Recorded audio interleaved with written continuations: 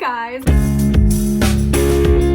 Welcome back, or welcome if you're new. My name is Liv, and today we are going to be talking about the do's and don'ts of a first-time plant parent. I'm going to be telling you guys about some of the mistakes I and a lot of my friends have made when becoming a plant parent. Let's get into it. The first thing I'm honestly surprised I didn't know, it's not the amount of water you give your plant, it's how often you water your plant. One of the easiest ways to kill a houseplant is by overwatering. You can know that because the leaves of your plant will turn yellow and it'll honestly be pretty droopy. You can tell. When you're watering a plant, you want to water it thoroughly so it can get excess minerals out from the soil, and then that excess will be left in your sink or wherever you're watering your plants. But by watering them more often but only giving them a small amount of water, that's just giving the plant too much water that's not necessary. To give an example of two plants that are under the same genus, which is the family like philodendron, but require different care, are the philodendron Florida red stem and the philodendron lemon lime. And also, kind of unrelated, plants that are rare aren't always hard to care for. Actually, a lot of rare houseplants are pretty easy to care for, like this guy, but that'll be a whole different video. If I were to put this plant in the sun and this plant in the sun, I'm talking like south-facing direct sun, this plant is gonna burn right away. Another difference is this plant can survive 40% humidity or lower, and this one, if you put it in less humidity, it's not gonna do well and it's not gonna like you. These two plants are so similar and have such similar care, but there are minor differences that really make them who they are. This one also has not grown for me, and I don't know why. Why you gotta be so difficult?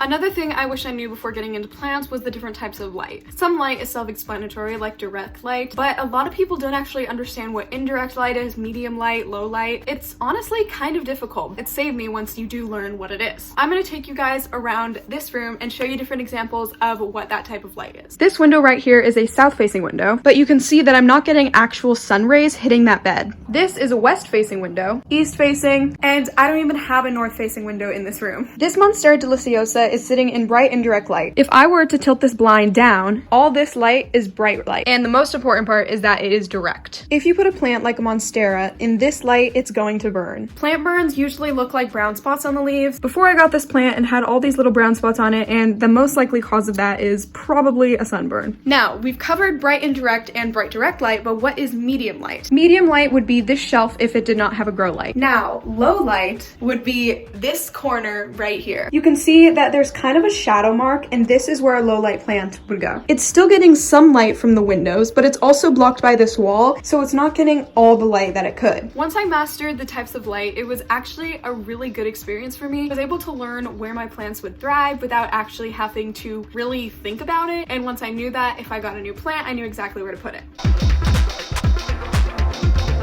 Another thing related to lighting is something I wish I knew before getting into plants, and that is how much light east, south, north, and west windows can give you. If you're putting a plant in bright direct light on a north-facing window, it's not going to be as strong as if you were to put a plant in front of a south-facing window and it's getting direct light. That is because the sun is always on the south side, or at least where I live, and that's what's going to be creating those stronger rays. If you're looking for plants that like more light, the best windows is a south-facing window, although you can get away with an east and west-facing window. That is because the sun rises in the east and sets in the west. The first half of the day, it's going to be getting light from that east-facing window, and vice versa. If you want the plant to get light throughout the day, then south-facing window is the way to go. There are some plants that can survive in north-facing windows, which are the windows that receive the least amount of light, and that's solely because, like I said, the sun is on the south side of the earth where I live. Some basic plants like peace lilies, snake plants, and ZZ plants can all survive in north-facing windows, although plants aren't gonna absolutely love it.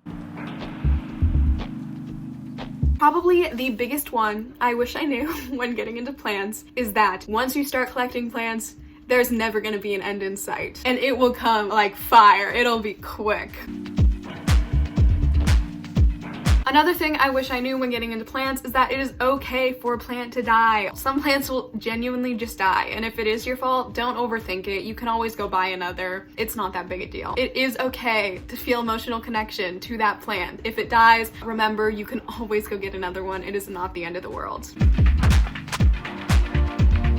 One thing that actually I don't even know why I didn't think about when getting into plants is humidity. Some tropical plants, honestly all tropical plants, need humidity. A good example of this is a prayer plant and a monstera. Both of these plants come from tropical regions, and as you know, tropical regions have very, very high humidity. These plants can live in lower humidity, but they're definitely not going to thrive, and they may not even grow. A lot of plants will have these brown tips, and that is typically a sign of low humidity. Another thing I guess I just didn't think about was soil. All plants like different soil, whether that be soil that drains, soil that holds moisture, different additives into the soil. They all have different preferences. A good example of different preferences for soil would be this succulent and this prayer plant. This is a Calathea lancifolia. I have no idea what type of succulent this is. It's like your basic succulent. As you know, succulents and cacti like to dry out between waterings, and that is because they come from very dry regions and deserts where they do not get a lot of rainfall. Calathea come from tropical regions, and that also means that they kind of like to be moist. If this had the same soil as this would die, even if I was watering it once a month. And that is because this soil consists of a very, very, very heavy mixture of things that keep moisture in, whereas this is a very well-draining mix. It is so important to research your plant, research where it is from, and that will really tell you what type of soil your plant prefers. Another thing I wish I knew is what types of plants prefer what type of pot you're putting your plant into, whether that be a ceramic pot, a terracotta pot, a plastic pot, you name it. There are so many different options, but each of them provide their own necessities for that plant. One of the most common types of pots is terracotta pots. First off, they're fairly heavy, so if you're worried your plant's gonna fall over, they're gonna hold it up and it's not gonna be a risk of falling over. Another reason is that they actually absorb water. Terracotta pots will absorb water, and you can actually tell when the plant needs to be watered because the terracotta will change color based on if it's wet or if it's dry. They are super good for plants that like drier soil, like succulents and cacti especially. Next are plastic pots, and these are nursery pots specifically, but typically this is what your plants will come in. These pots are particularly good for holding moisture because, as you know, water cannot seep through plastic. I use these pots for plants that like moisture soil. This is an Anthurium adrianum. I also use these for my prayer plants because those like moist soil as well. Lastly, we have ceramic pots. These pots will actually let go of moisture, similarly to how terracotta pots work, but a lot of the times these pots have a seal on them, which is going to create the moisture to stay near the plant more. These are still going to hold moisture less than your plastic pots will, but they're definitely better for plants like aeroids that like to breathe but also don't like to be crammed up in that plastic. To go along with the pot theme is something that honestly I probably should have known, is that all pots need drainage, and you cannot just put pebbles at the bottom of your pot and expect it to drain. This is a good example of what drainage looks like, and all plants need to have some sort of drainage like this, whether it be a tiny hole of a terracotta pot or it be a big chunk of space that the water can come out of. This is so important because if your plants don't have drainage, then their roots are going to stay in this mushy, wet soil, and that's going to create root rot for the plant.